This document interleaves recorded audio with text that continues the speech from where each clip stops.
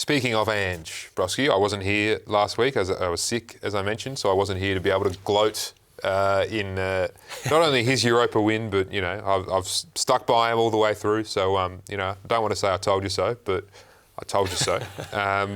I simply cannot believe there's any question whatsoever about his future at Tottenham Hotspur right now. I think it's a disgrace that they've let him go on holiday and given him no certainty over his future. I think it would be an enormous mistake if they were to part ways with him at the moment. Can you believe this? Not really. And look, I mean, it is funny, right? I mean, you rewind a couple months back and all the talk was about, Tottenham's poor season, where they were, the worst season they've had in a long time, and Ange was going to go. And the only thing that was sort of keeping that hope alive was this Europa run that they were on.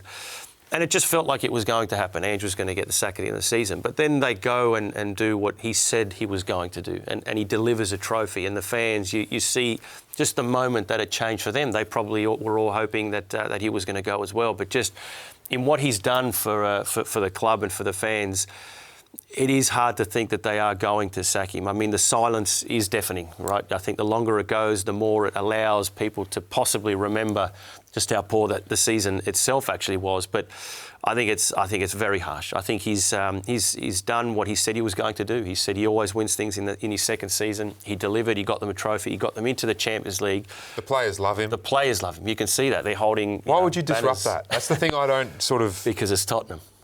And it's just, I guess, the way they do things. I don't know what any new manager is going to come in and do.